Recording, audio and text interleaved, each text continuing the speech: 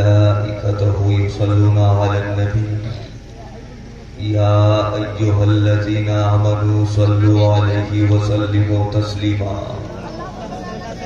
اللهم صل على سيدنا ومولانا محمد مبارك وسلم صلاة وسلاما عليك يا رسول الله صلى الله تعالى عليه وسلم سبحان ربك رب العزة عما يصفون وسلام على المرسلين والحمد لله رب العالمين بحق لا إله إلا الله. منبر نور پہ تشریف فرما علماء ذوی الاحترام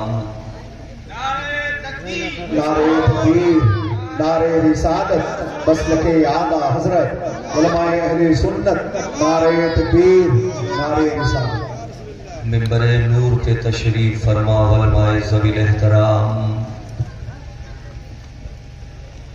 بالخصوص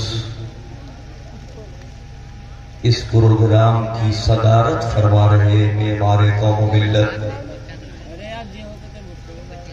حضرت علامہ مولانا مقبول احمد صاحب قبلہ دامہ بالفضل و ناشر مسلک اعلیٰ حضرت علامہ مولانا ظہور احمد صاحب قبلہ نعیمی، حاضرین مجلس، عزیز و بچوں، نوجوان ساتھیوں، السلام علیکم ورحمۃ اللہ تعالی وبرکاتہ.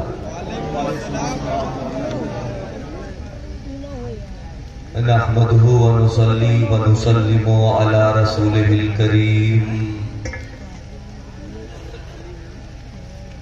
اما بعد فاعوذ بالله من الشيطان الرجيم بسم الله الرحمن الرحيم.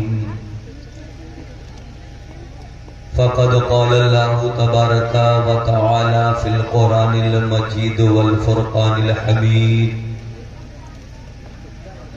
فلا تقل لهما اف ولا تنهرهما وقل لهما قولا كريما. صدق الله المولانا العظيم وبلغنا رسوله النبي الأمين المكين الكريم ونحن على ذلك لمن الشاهدين والشاكرين والحمد لله رب العالمين. آئیے کچھ عرض و معروض کرنے سے پیشتر ساری کائنات کے مرکز عقیدت گنبد خضرا میں آرام فرمانے والے آقا و مولا، ہم گنہگاروں کی شفاعت فرمانے والے داتا، آمینہ کے لعال حضرت عبداللہ کے لخت جگر روحی فدا جناب محمد الرسول اللہ صلی اللہ علیہ وسلم کی بارگاہ اقدس میں اپنے غلامی کا ثبوت پیش کرتے ہوئے درود پاک پڑھیں. اللہم صلی علی سیدنا و مولانا محمد وبارک وسلم صلاۃ و سلاما علیک یا رسول اللہ صلی اللہ تعالی علیہ وسلم. حضرات، ابھی مجھ سے بیشتر محب گرامی حضرت علامہ مولانا شاہد رضا صاحب قبلہ فیضی نے بڑی بصیرت افروز تقریر آپ کے سامنے پیش کی. مولا ہم سب کو اس پر عمل کرنے کی توفیق عطا فرمائے. ابھی میرے بعد معتمد حضور تاج الشریعہ ناشر مسلک اعلیٰ حضرت استاد الاساتذہ حضرت علامہ مولانا مفتی شمشاد احمد صاحب قبلہ شیخ الحدیث جامعہ امجدیہ رضویہ گھوسی تشریف لائے، جن کے بیان کو سن کر मुनाफिक निफाक से तौबा करता है, गुस्ताख आला हजरत का गर्विदा हो जाता है, जिनकी बातों पर बिला झिझक हम सबका ताजुश शरिया एतमाद करता है, वो आपके दरमियान थोड़ी देर में तशरीफ लाएंगे। और एक बात अल्लामा मकबूल अहमद साहब किबला ने अभी ये बात बताई कि आज मैं पहली बार अपने गांव में इतना मजमा देखता हूं। ताज्जुब हुआ मुझे कि 250 घर की आबादी और इतना मजमा, और इस पर हजरत को ताज्जुब। इसका मतलब कि आप हजरात महफिल पाक में तशरीफ नहीं लाते, जबकि मालूम होना चाहिए कि जहां जिक्र हबीब होता है खुद खुदा भी करीब होता है। उनकी महफिल में बैठने वाला आदमी बानसीब होता है। सुन्नियों के हथियार का नाम ही तो मिला शरीफ, यही तो फर्क। आप वादा करें, वाकई में इमाम अहमद रजा के सच्चे वफादार हैं तो वादा करेंगे कि जब तक अल्लामा शमशाद अहमद साहब की तकरीर नहीं सुन लूंगा, सलाम नहीं पढ़ लूंगा, आला हजरत का गुलामी का सबूत नहीं ले लूंगा, इस मजमा से बाहर नहीं जाऊंगा। हाथ उठाकर वादा करें, आज कहें कि सुन करके सलाम पढ़ के जाऊंगा। इनामसर साहब अब वादा किया है, सुन्नी जो वादा करता है उसे निभाता। और वाकई में अगर माँ बाप ने सही तरबियत की होगी, क्योंकि दरसगाह में पढ़ाया जाता है और माँ अपने बिस्तर पे पढ़ाती नहीं पिलाती है, तो आज आपकी भी इज्जत दांव पे है और आपके वालिदैन की भी इज्जत दांव पे। अब देखना है, हम अगर दोबारा आए और मुलाकात हुई अल्लामा मकबूल अहमद और मौलाना जहूर अहमद साहब से, तो पूछूंगा कि कौन कौन यहां थे और कौन कौन चले गए। और ये सारा स्टेज इमाम अहमद रजा के गुलामों का है। ताज्जुब है, मुझे सख्त ताज्जुब है कि नाम तो आला हजरत का हम लेते हैं और काम उनके खिलाफ करते हैं। ये कैमरा लगा के बैठ गए हम लोग। आला हजरत ताजुश शरिया ने अगर पूछ लिया मैदान महशर में कि जिसके लिए मैंने पूरी जिंदगी लड़ाई लड़ी और मेरा ही मानने वाला उसके खिलाफ कर रहा था, तो ना मुझसे जवाब बन पड़ेगा, ना आपसे जवाब बन पड़ेगा, ना मैं इससे कल राजी था, ना आज राजी हूं और ना आखिरी सांस तक राजी रहूंगा। अब अगर बेदार है तो दोनों हाथ उठाकर या रसूल अल्लाह कह दे। ये प्रोग्राम सेठ अमरुल्ला खां साहब और एजाज अहमद साहब ने अपनी वालिदा के इसाले सवाब के लिए मुनाकिद की है। दुआ करता हूं कि मौला मरहुमा की मगफिरत फरमाए और हम सबों को दारैन की नेमतों से माला माल फरमाए। फकत गुलाब ही क्या सारा गुलिस्तां महके, फकत गुलाब ही क्या सारा गुलिस्तां महके, रसूले पाक की आमद से कुल जहां महके। और महक रहा हूं जमाने में मां की दुआओं से, महक रहा हूं जमाने में मां की दुआओं से। मेरी दुआ है कि जन्नत में हम सब की मां महके। और नेमत के एवज उसने कोई उजरत नहीं मांगी। अब ये नौमसर साहब ने बयान किया, आसमान के नीचे जमीन के ऊपर जो भी है, या तो मजदूरी करने से पहले उजरत का मुतालबा करता, और अगर नहीं किया تو محنت کرنے کے بعد فوراً مزدوری مانگتا ہے اور نہ ملنے پر لڑائی جھگڑے کی نوبت آ جاتی ہے. لیکن قربان جاؤ، اسی آسمان کے نیچے زمین کے اوپر اللہ نے ایک ایسی ذات کو پیدا کیا ہے جسے دنیا ماں کے نام سے جانتی ہے، باپ کے نام سے جانتی ہے اور پہچانتی ہے. یہ وہ ذات ہے کہ جو محنت کرنے سے پہلے بھی مزدوری نہیں مانگتے ہیں اور محنت کے بعد بھی مزدوری نہیں مانگتے ہیں. اسی معنی کو شاعر نے یوں پیش کیا کہ نعمت کے عوض اس نے کوئی اجرت نہیں مانگی، دنیا کو کبھی حسب ضرورت نہیں مانگی. یہ ماں کا جگر ہے کہ لہو اپنا پلا کر بیٹے سے کبھی دودھ کی قیمت نہیں مانگی. نعرے تکبیر، نعرے رسالت، مسلک اعلی حضرت. خطبہ مسنونہ کے بعد قرآن مقدسہ کی ایک بہت ہی مشہور آیت پڑھنے کا شرف حاصل کیا. اللہ جل شانہ قرآن پاک میں ارشاد فرماتا ہے فَلَا تَقُلْ لَهُمَا اُفٍّ وَلَا تَنْهَرْهُمَا. اے لوگو اپنے والدین کو اف تک نہ کہو، جب بھی ان سے گفتگو کرو تو نرم گفتگو کرو. دوسری جگہ پروردگار عالم نے اسی قرآن میں فرمایا وَبِالْوَالِدَيْنِ اِحْسَانًا، اپنے والدین کے ساتھ حسن سلوک کرو.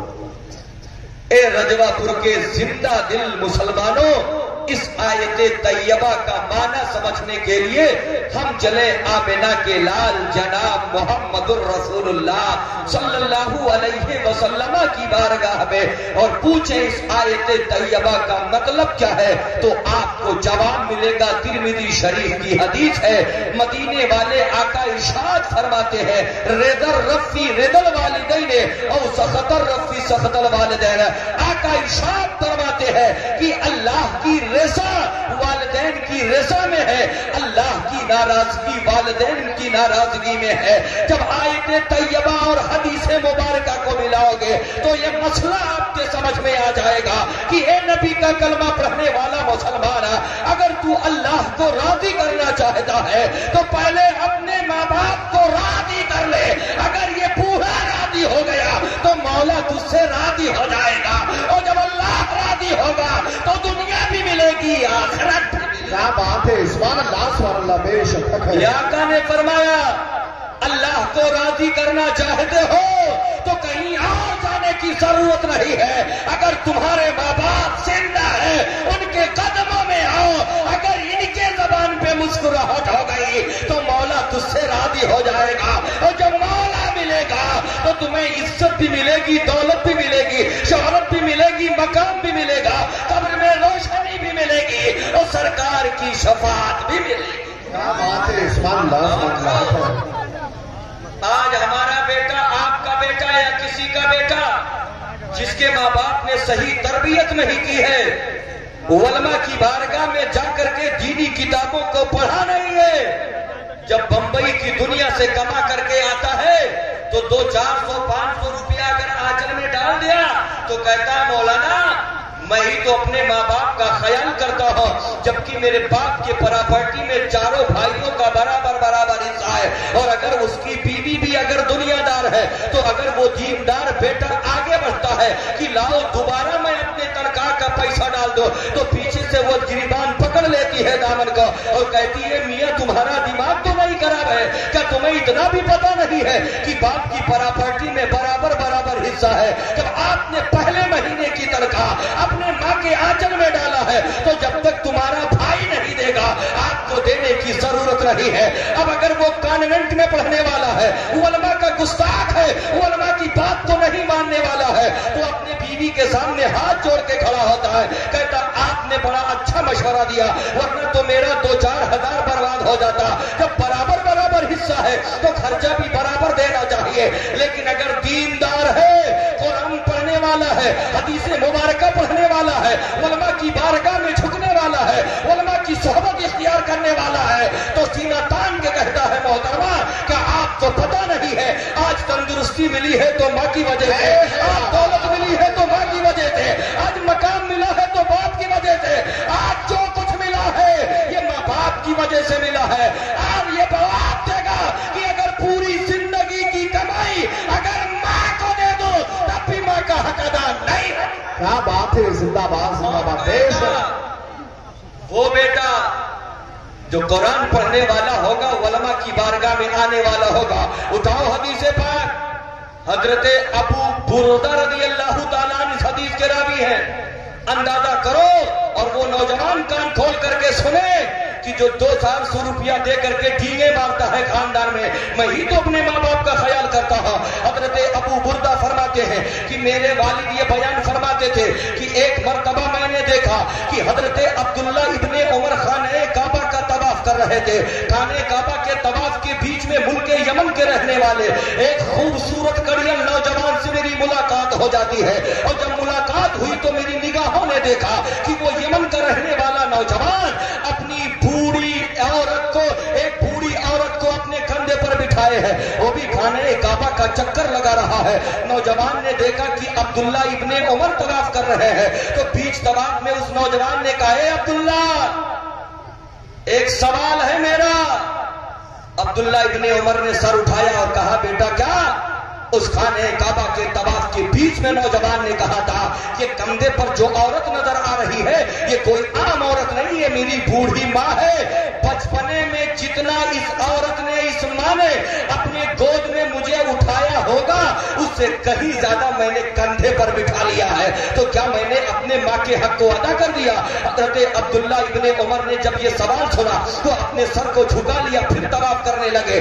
دوسرے راؤنڈ میں پھر ملاقات ہوئی تو نوجوان نے پھر وہی سوال دہرایا. کہا, اے عبداللہ آپ میرے سوال کا جواب دیجئے. عبداللہ نے اب بھی جواب نہیں دیا. جب تیسرے راؤنڈ میں ملاقات ہوئی تو نوجوان نے کہا, اے عبداللہ ابن عمر آپ بتائیں میری ماں نے جتنا اٹھایا ہوگا بچپنے میں اس سے کہیں زیادہ میں نے اپنی بوڑھی ماں کو کندھے پر بٹھا لیا ہے, تو کیا میں نے اپنے بوڑھی ماں کے حق کو ادا کر دیا؟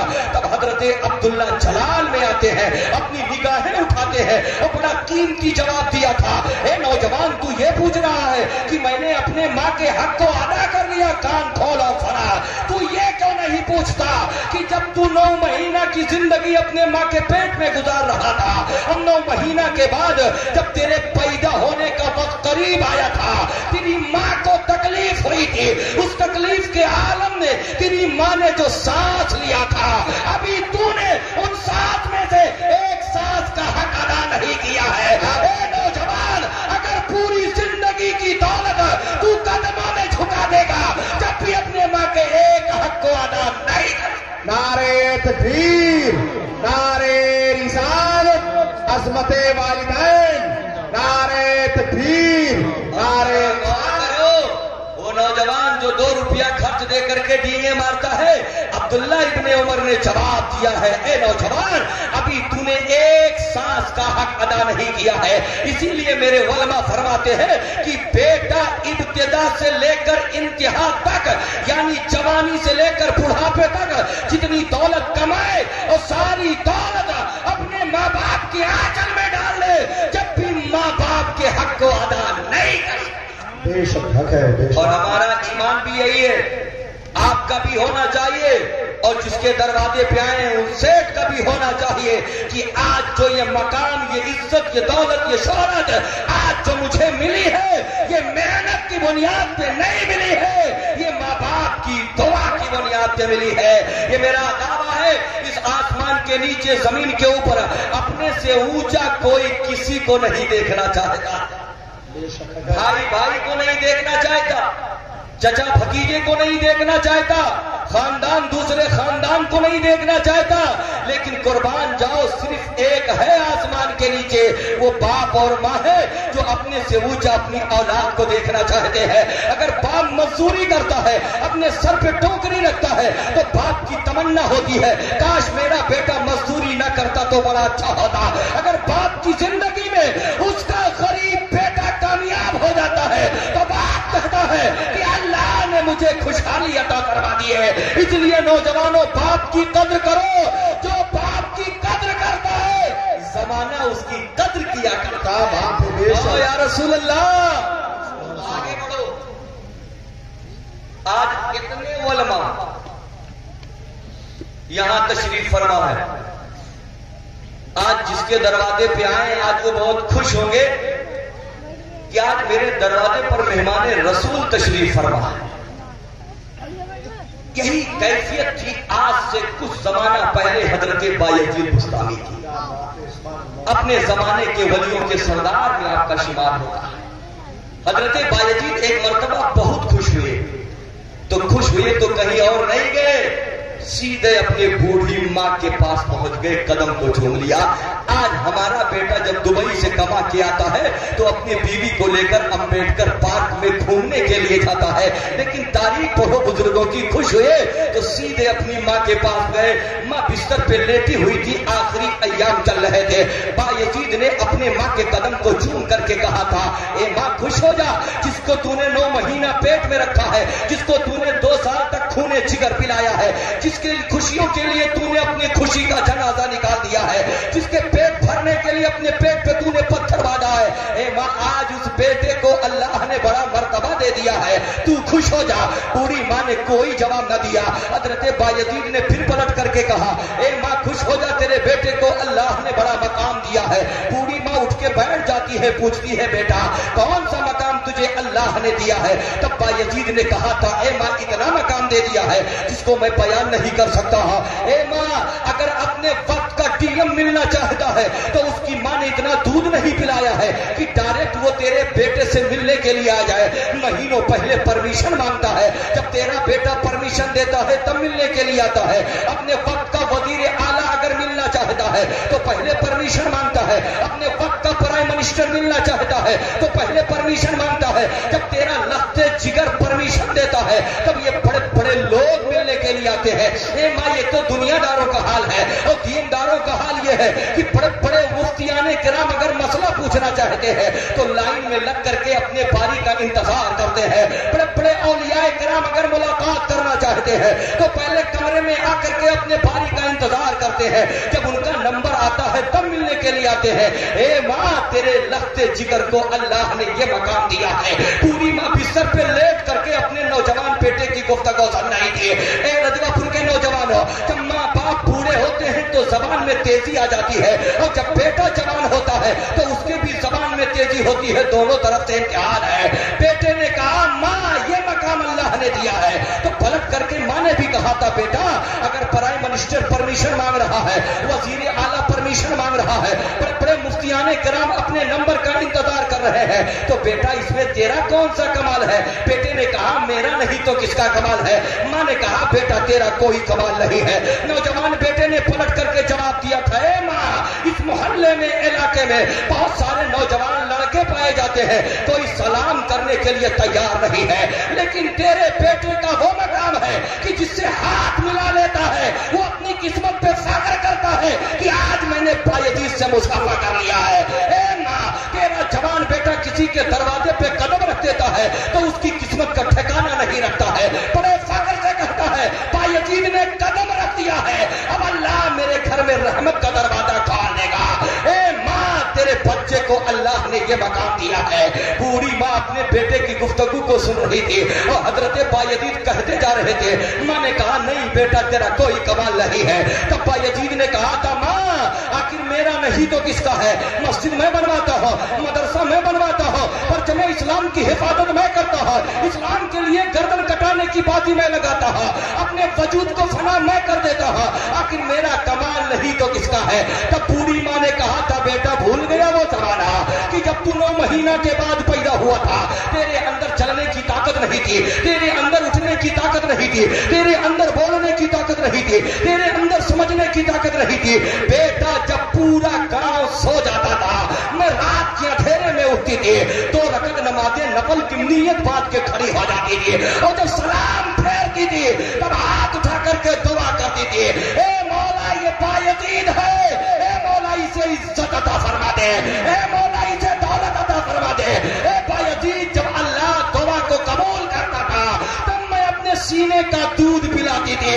بیٹا یہ دودھ کا کمال ہے کہ پرائم منسٹر پرمیشن ایڈمیشن مانگ رہا ہے، مفتیان کرام نمبر کا انتظار کر رہے ہیں. اب تو بتا تیرا کمال ہے کہ میرے تقویٰ کا کمال؟ نعرے تکبیر،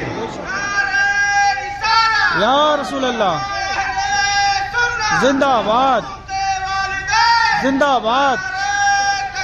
اللہ ہمیں کیا نصیحت ملی کہ بیٹا سیٹ کیوں نہ ہو جائے، آسمان پہ پرواز کیوں نہ کرنے لگے. بیٹے کو کبھی نہیں سمجھنا چاہیے کہ سب کچھ محنت کی وجہ سے ملا ہے. نہیں، بیٹے کی سب سے پہلی یونیورسٹی آکسفورڈ یونیورسٹی نہیں ہے، کنگ فرنانڈیز یونیورسٹی نہیں ہے، بلرام پور کی ڈگری کالج نہیں ہے، تلسی پور کی مانٹیسری نہیں ہے. بچے کی سب سے پہلی جو یونیورسٹی ہے جہاں پڑھایا نہیں پلایا جاتا ہے، وہ سب سے پہلی درسگاہ ماں کی گود ہے. ماں کی گود میں بچہ سب سے پہلے پڑھتا ہے. ماں استاد بنتی ہے اور بیٹا یہ اسٹوڈنٹ بنتا ہے. اب استاد جیسے ہوگا اس کی گود میں پڑھنے والا یہ اسٹوڈنٹ ویسے ہوگا. اب اگر استاد یعنی میری ماں اگر مدینے والے آقا سے محبت کرنے والی ہے تو اس کی گود میں پڑھنے والا بچہ نبی پاک سے محبت کرنے والا ہوتا ہے. اگر وہی ماں وہی باپ ہے، اگر امام پاک کے نام پہ جان دینے والے ہیں تو گود میں پڑھنے والا بچہ بھی امام کے نام پہ جان دینے والا ہوتا ہے. اگر وہی ماں جو استاد ہے، اگر وہی ماں حضرت فاطمہ کی سیرت پہ عمل کرنے والی ہے تو گود میں پڑھنے والی بچی بھی سیرت پہ عمل کرنے والی ہے. اگر وہی ماں جو استاد ہے اگر اپنے سر پہ دوپٹہ رکھنے والی ہے تو گود میں پڑھنے والی بچے کے سر پہ دوپٹہ رہا کرتا ہے. اگر وہی ماں امام احمد رضا سے محبت کرنے والی ہے تو گود میں پڑھنے والا بیٹا مسلک اعلیٰ حضرت کا سپاہی ہوتا ہے. اگر وہی ماں تاج الشریعہ کا دل دادا ہے تو گود میں پڑھنے والا بچہ بھی مسلک اعلیٰ حضرت کا وفادار ہوتا ہے. دونوں ماں جیسے ہوتی ہے اس کی گود میں پڑھنے والا یہ اسٹوڈنٹ ویسے ہوتا ہے. مجھے افسوس ہے کہ آج کل کی ہماری ماں نے ہمارے باپ نے تربیت کا طریقہ بدل دیا ہے. ہماری مائیں جو کانوینٹ کی پڑھنے والی ہے، چاہے میری ماں ہو، آپ کی ماں ہو، کسی کی ماں ہو، آج کل کی ماں نے تربیت کا طریقہ بدل دیا ہے. ہماری ماں کا بیٹا جب رونے لگتا ہے تو ملٹی میڈیا موبائل جو جہنم میں لے جانے کی سرٹیفکیٹ ہے اس میں گانا آن کر کے بچے کے ہاتھ میں تھما دیا جاتا ہے. اب وہ 1 سال کا بیٹا جس کا دل سفید ہے وہی بیٹا گانا سن سن کر کے رونا بند کر دیتا ہے. ہماری ماں نے تربیت کا جنازہ نکال دیا ہے، ہماری ماں نے تربیت کو برباد کر دیا ہے. تو ریجنٹ رجوا پور والوں آپ کے سامنے ہے، کسی کا بچہ گستاخ بن رہا ہے، کسی کا بچہ وفلفنگا بن رہا ہے، کسی کا بچہ وہابی بن رہا ہے، کسی کا بچہ منافق بن رہا ہے، کسی کا بچہ علماء کو گالی دینے والا بن رہا ہے، کسی کا بچہ یہ کہہ رہا ہے کہ ماں باپ مر کر مٹی میں مل گئے، کوئی فائدہ ملنے والا نہیں ہے.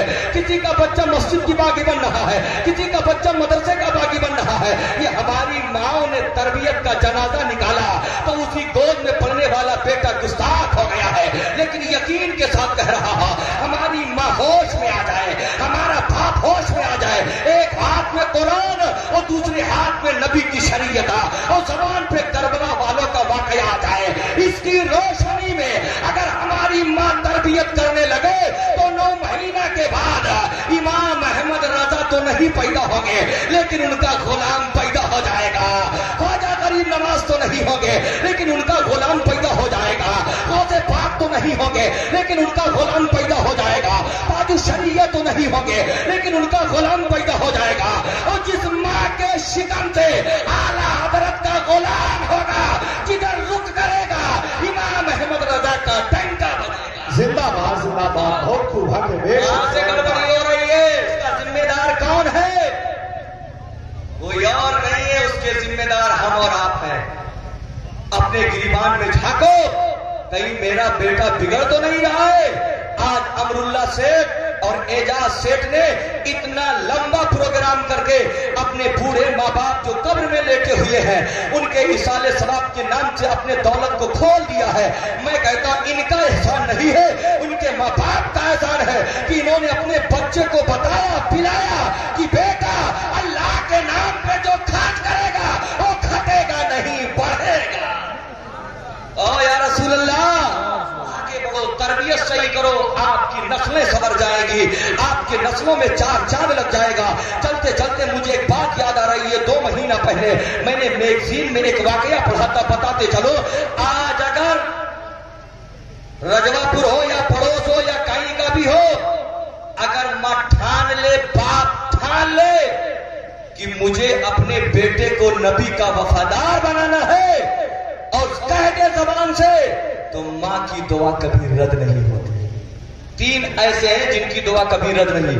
एक तो नबी की दुआ उम्मती के हक में कभी रद्द नहीं होती। दूसरे, मां की दुआ बेटे के हक में कभी रद्द नहीं होती। तीसरे, बीवी की दुआ शौहर के हक में कभी रद्द नहीं होती है। ये तीन अगर सिद्ध दिल से दुआ कर दे तो अल्लाह कबूल फरमाता है और जायज मुरादों को पूरी। मैंने पढ़ा था, आप इबरत हासिल करें, नसीहत हासिल करें, अपने सीने पे हाथ रख करके सोचें कि हमारे घर की डिसिप्लिन कितनी बिगड़ चुकी है। हमारी माएं सोचें कहां थी, कहां तुम्हारा बेटा पहुंच गया, कहां तुम्हारा माहौल था, तुम्हारी बच्चियां कहां पहुंच चुकी है। जरा देखो, पढ़ा था मैंने मैगजीन में कि कॉन्वेंट के सर ने एक दिन अपने स्टूडेंट से कहा, बेटा कल संडे है, जब परसों पढ़ने के लिए मंडे को आना, तो जो सबसे ज्यादा महबूब चीज है, जिसको तुम सबसे ज्यादा पसंद करते हो, उस चीज की तस्वीर बना करके अपने कॉपी में लेकर के आना। तुम्हें इनाम नवाजा जाएगा, तुम्हें नंबर दिया जाएगा, गिफ्ट दिया जाएगा। और सर ने सबको छुट्टी दे दिया। अब यहां इम्तिहान शुरू। छोटे छोटे LKG के बच्चे अपने घर आए, संडे को तैयारी किया, जो जो चीज उन्हें सबसे ज्यादा पसंद थी कॉपी में बनाया और बना करके मंडे को जब लेकर के पहुंचे क्लासरूम में, अपनी अपनी कॉपी को छोटे छोटे बच्चों ने ले जाकर के सर के सामने जमा कर दिया। थोड़ी देर के बाद जब उस्ताद आया, टीचर आया, आने के बाद देखा कि छोटे छोटे बच्चे जो नाबालिग हैं, चलने का सही तरीका नहीं है, कपड़े पहनने का सही हुनर नहीं है, वो सामने बैठे हुए हैं और अपनी कॉपी को इनाम पाने के चक्कर में जमा कर दिए है। आया टीचर, एक कॉपी को उठाया और जिस लड़के का पुकारा वो लड़का आया, उसमें देखा कि एक तस्वीर बनी हुई है और उस तस्वीर में शानदार बंगला बना हुआ है। उस्ताद ने पूछा, बेटा ये क्या बना करके लाए हो? बड़े कीमती बात है, जरा आपके ज़मीर को झिझोड़ना चाहता हो। तुम होश में आओ, नबी के कलमा पढ़ने वाले हो, जिस नबी ने टूटी हुई चटाई पर बैठ करके उम्मत को दीन का दर्स दिया है। उस टीचर ने पूछा था, बेटा ये क्या बना करके लाए हो? तो 2 साल के LKG के बच्चे ने कहा था, उस्ताद आपने कहा था सबसे पसंदीदा चीज बना के लाइएगा, नंबर दूंगा, गिफ्ट दूंगा, ये मैं बंगला बना करके लाया हूं, इसलिए आप इसे नंबर चढ़ाइए। तब उस्ताद ने पूछा था, बेटा तुझे कैसे पता चला कि ये बंगला सबसे महबूब चीज है? तब उस 2 साल के बेटे ने कहा था, उस्ताद जब मेरा बाप बिजनेस करके आता है और जब घर में बैठता है, मुझे बिठाता है, तो कहता बेटा मैं बड़ी मेहनत कर रहा हूं, मेरी कमाई में इतनी पैसा नहीं, इतनी दौलत नहीं है कि मैं शानदार घर बनाऊं, आराम की जिंदगी कटे। बेटा अगर तू दौलत कमाना तो शानदार बंगला बनाना, ताकि मेरा बुढ़ापा आराम से कटे, तेरी जवानी आराम से कटे। मेरे बाप ने बताया है, इसलिए मुझे पता चल गया बंगला सबसे महबूब चीज है, इसलिए मैं तस्वीर बना के लाया हूं। उस्ताद ने नंबर चढ़ाया, कापी बगल में रख दिया, दूसरी कापी को उठाया, देखा कि उसमें पार्क बना हुआ है, पेड़ बने हुए हैं। उस्ताद ने पूछा, बेटा ये क्या बना करके लाए हो? सर उस लड़के ने कहा, मैं पार्क बना के लाया हूं, टीवी बना के लाया हूं। उस्ताद ने कहा, बेटा तुझे कैसे पता चला ये महबूब है? तो उसने कहा था, मेरे उस्ताद मेरे घर वाले कहते हैं बेटा जब बड़े होना, दौलत कमाना, तो अपने घर के सामने पार्क बनाना, ताकि आराम से तफरीह करने का मौका मिल जाए। तुझे पता चला पार्क बड़ी अहम चीज है, इसलिए उस्ताद ने नंबर चढ़ाया, बगल में रख दिया। अब ईजान जीवा का नंबर चढ़ाता गया, लेकिन जब सबसे निचली वाली कॉपी को उठाया और देखा कि उसमें किताब का नक्शा बना हुआ, उस्ताद चूंकि यहूदी था वो नहीं जानता था ये कौन सी किताब है, इसलिए बेटे को बुलाया, फला नाम का बेटा कौन है? जब वो लड़का आया तो उसके बाल बिखरे हुए हैं, उसका कपड़ा मैला है, उसके जिस्म पे गर्दो गुबार है, देखने में लग रहा है किसी गरीब बाप का बेटा है। जब करीब आया वो स्टूडेंट ने कहा, मेरी कॉपी है। उस्ताद ने कहा, बेटा ये क्या बना करके लाए हो? तब 2 साल के तुतलाते हुए बेटे ने कहा था वस्ताद ये किताब बना करके लाया हो, आप ही ने तो कहा था कि जो सबसे महबूब होगी तेरे लिए देगा उसकी तस्वीर बना करके लाना, इसलिए जो महबूब थी वो बना के लाया हो। उस्ताद ने कहा बेटा ये किस चीज की तस्वीर है? तब बेटे ने कहा था ये कुरान की तस्वीर बना के लाया हो। उस्ताद की पेशानी पे पसीना आ गया। उस्ताद ने कहा था बेटा तुझे कैसे पता चला कि ये कुरान सबसे महबूब चीज है? तब 2 साल के बेटे ने बड़ा कीमती जवाब दिया था, हमारी माँ को इबरत हासिल करना चाहिए जो मोबाइल हाथ में दे करके जहन्नम में भेज रही है, अपने बच्चे को कब्र में जहन्नम के शोले में झोंक रही है, उन्हें इबरत हासिल करनी चाहिए। उस्ताद ने कहा था बेटा तुझे कैसे पता चला कि कुरान सबसे महबूब चीज है? तब 2 साल के बेटे ने तुतलाती हुई जबान में कहा था ए मेरे उस्ताद जब मैं पढ़ करके घर जाता हूं मेरी माँ बड़ी मोहब्बत से मुझे खाना खिलाती है, अपने हाथ से खाना खिलाती है, अपने हाथ से मुझे पानी पिलाती है। जब मैं खाना खा लेता हूं तो मेरी माँ मुझे गोद में लेकर के अपने बिस्तर पे लेके जाती है। जब मेरी माँ मुझे लटा देती है और अपने पिस्तान का जब मुझे दूध पिलाती है और कहती बेटा सो जा, तो मेरी माँ मुझे कहती है बेटा दुनिया की अजीम दौलत का नाम मोहम्मद अरबी की मोहब्बत है, बेटा दुनिया की अजीम किताब का नाम कुरान पाक है, बेटा इस 2 दौलत को जाया न होने देना। अगर ये 2 दौलत मिल गई तो दुनिया का भी बादशाह होगा, आखिरत का भी होगा। ए मेरे उस्ताद ये मेरी माँ ने बताया है कि किताब में सबसे अफजल का नाम किताब कुरान है। मेरी माँ कभी झूठ नहीं बोल सकती है। जब उस्ताद ने ये सुना तो पेशानी पे पसीना आया, रोने लगा। उस्ताद ने कहा था बेटा अपनी माँ से मुलाकात करा दे। वो यहूदी उस्ताद माँ के पास आया और कहा ए मोहतरमा आपको कैसे पता चला ये कुरान दुनिया की अजीम किताब है? आपने अपने बेटे को तरबियत कैसे दी है? जब मैंने पूरा वाकया बताया और नबी के बारे में बताया, तारीख बताती यहूदी ने कहा था ए औरत तू मेरी उस्ताद है, तूने मेरी आंख खोल दिया है, अब मुझे कलमा पढ़ा, अब मैं यहूदी नहीं रहूंगा, नबी का गुलाम। नारे तकबीर, नारे रिसालत, असमते वालिदैन, मसलके आला हसरत, नारे तकबीर, नारे रिसालत।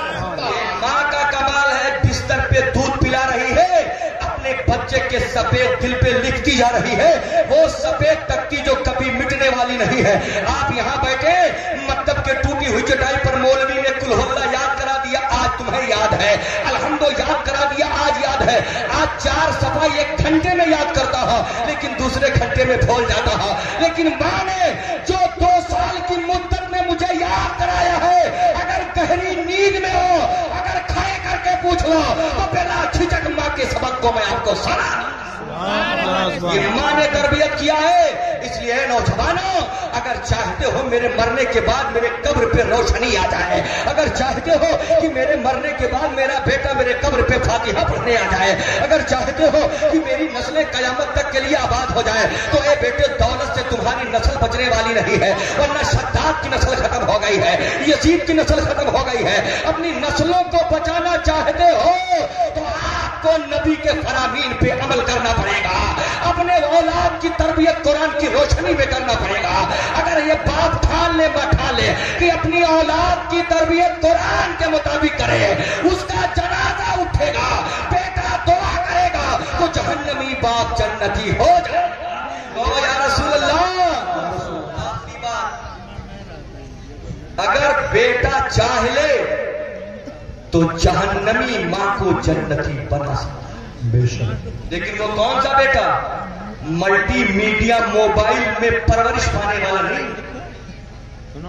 उस मां का बेटा नहीं जिस मां ने हया का जनाजा निकाल करके अपने बेटे की तरबियत की है, जिसके सर पे कभी दुपट्टा नहीं, उसका बेटा नहीं।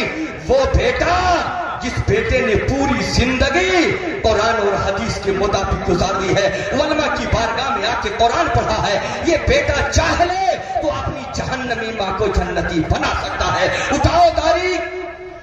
उलमा फरमाते एक साहब का इंतकाल हो गया, उसको कब्र में अदाब शुरू। अब ना दौलत से कुछ होने वाला, न बिल्डिंग, न तंदुरुस्ती, न शोहरत, न वक़ात, न ओहदा, कुछ भी नहीं। لیکن جاتے جاتے اگر ماں باپ نے بتایا تھا بیٹا دنیا کی عظیم دولت کا نام سرکار کی محبت ہے، قرآن دنیا کی عظیم کتاب کا نام ہے، یہ بتا کر کے اگر ماں گئی ہے تو یہ ماں اٹھے اور اپنے ماں باپ کی قبر پہ جائے، ماں ہے تو پیر کے پاس کھڑا ہو جائے، باپ ہے تو سر کے پاس کھڑا ہو جائے۔ علماء فرماتے ہیں پورا قرآن نہیں، قرآن کی پہلی سورت ہے جسے ہم اور آپ الحمد شریف کے نام سے جانتے ہیں، اگر بیٹا صحیح نیت کر کے اخلاص کے ساتھ اللہ کا خوف بٹھا کر کے اگر الحمد شریف پڑھ دے اور پڑھنے کے بعد ہاتھ اٹھا کر کے دعا کر دے، اے مالک و مولا میری اس آیت کو اپنی بارگاہ میں قبول فرما لے، اے مولا اگر میرے ماں باپ کو قبر میں عذاب ہو رہا ہے تو اس کے صدقے میں میرے ماں باپ کے قبر سے عذاب کو اٹھا لے۔ علماء فرماتے ہیں اگر بیٹا یہ کہتے کہتے رو دیا، اپنے آنکھ سے آنسو کا قطرہ گرا دیا، علماء کہتے ہیں کہ آنکھ کے آنسو کا قطرہ زمین پہ نہیں پہنچنے پائے گا، اللہ کا دریائے کرم جوش میں آئے گا،